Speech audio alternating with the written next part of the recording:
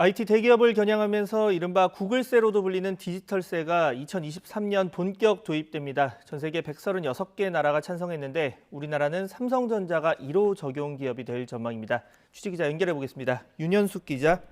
네, 국제부입니다. 네, 그동안 이 다국적 기업들이 수익은 각국에서 얻으면서도 제대로 세금 내지 않는다 이런 비판이 컸는데 이번 조치로 좀 더 엄격한 과세가 가능해질 거란 분석이죠. 네, 그렇습니다. 경제협력개발기구 OECD는 다국적 기업에 대한 과세를 강화하는 디지털세 도입에 136개 나라가 잠정적으로 합의했다고 밝혔습니다. 그동안 구글과 페이스북 등 IT 대기업들은 세계 각국에서 막대한 매출을 올리면서도 세금은 본국에만 내거나 조세 회피처를 통해 수익을 감춰 비판을 받아왔는데요. 이른바 구글세라고 불리는 이 디지털세가 도입되면 앞으로 각국은 자국에서 매출을 올리면서도 세금을 내지 않던 거대 디지털 기업을 상대로 세금을 거둘 수 있게 됩니다.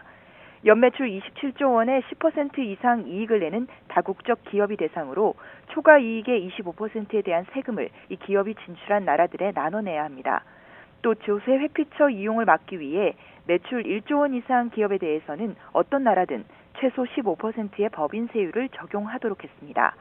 OECD는 전 세계 140개 나라 가운데 케냐와 파키스탄 등 4개 나라를 제외한 136개 나라가 국제 조세체계 변화에 동의했다고 밝혔습니다. 21세기 세금혁명이라는 언급이 나올 정도로 디지털 시대에 맞춰 세계 조세체계 골격을 새롭게 구축했다는 평가를 받고 있습니다. OECD에서 체결된 이번 합의는 이달 말 로마에서 열리는 G20 정상회의를 거쳐 정식 추인될 예정입니다. 네, 연매출 27조 원의 10% 이상 이익을 내는 다국적 기업이면 이 국내 기업에 영향도 있을 것 같은데 어떻습니까? 네, 국내 기업 가운데는 삼성전자가 디지털세 납부 기업 1호가 될 전망입니다.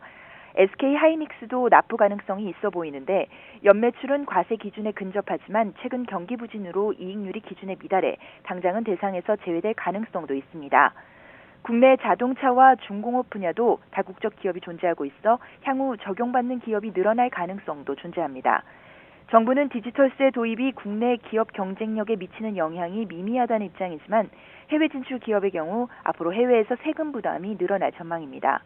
또 동시에 디지털세 도입으로 구글과 페이스북 등 국제 IT 대기업이 국내에서 세금을 내게 돼 국세 수입은 늘어날 것으로 보입니다. 지금까지 국제부에서 YTN 윤현숙입니다.